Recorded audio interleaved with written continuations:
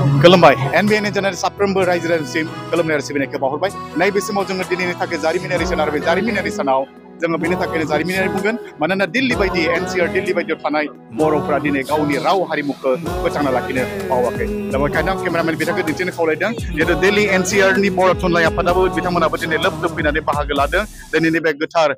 बर' थुनलाइ आफादनि जोनोम सानाव आं बिथांमोननिफ्राय मोननैसो खोथाखौ मिथिनो नाजागोन जिहेतु बिथांमोना दिल्ली बायदि सोहोराव थानानै गावनि रावखौ माब्लाबा बावाखै गावनि गाननाय जोमनाय जे हारिमुफोर दं बेफोरखौ माब्लाबा बावाखै बिथांमोननिफ्राय नैबे समाव थोंजोङै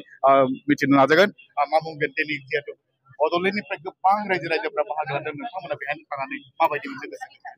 जोबोद गोजोननाय मोनदों जेनेबा मैयाबो फुल डेनि प्रग्राममोन जों बाहाय फुङावनो फैनानै बाहागो लाफैदों आरो दिनैबो जों फुङावनो फैनानै बाहागो लाफैदों आरो दा रेलिनि थाखाय जों एखेबारे एक्साइटेड ओमफ्राय रेडि दा नेगासिनो आरो गुबुन गुबुन जायगानिफ्राय मानसि नुनानै ओरैबायदि लैहोर लैहोर फैदों दा जों गावनि जायगायावनो दं बायदि मोनदों आरो जोबोद गोजोननाय मोनदों आरो बहुद सिनायनाय मानसिफोर लोगो मोनदों जोबोद गोजोननाय मोनदों जिहेतु नोंथांमोना दिल्ली बायदि नोगोरमायाव थाबाय बे थानाय लोगो लोगो बांसिनानो टाउन माखासे आवफोरखौ गोसो लायो नाथाय दिनै नोंथांमोना बेनिखाय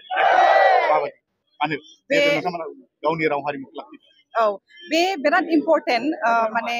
गावनि लेंगुवेजखौ थांनानै लाखिनो थाखाय जों गुबुन हारियाव गुबुन जायगायाव थाबाबो गावनि लेंगुवेजखौ मालाबाबो बावनाङा न'आव जोबोद रायलायनांगौ बिदिबासो गावनि माबाया हारिनि लेंगुवेजआ थांनानै थायो थारैनो जोबोद बाख्नायनांगोन मानोना बिथांमोनानो जिहेतु दिल्ली बायदियाव थानानैबो गावनि राव हारिमुखौबो बावाखै मानाबाबो बावगारनाय नङा दा बिथांमोना बेखायनो खावलायदों जाहाथे गुबुन गुबुन जायगायाव थाबाबो बर' राव हारिखौ जाहाथे बयबो फोथांना लाखिनांगौ बिथांमोना दिनै बेखौनो खावलायदों एनबिएन जानानै दिल्लीनिफ्राय प्रफुल्ल कुमार बर'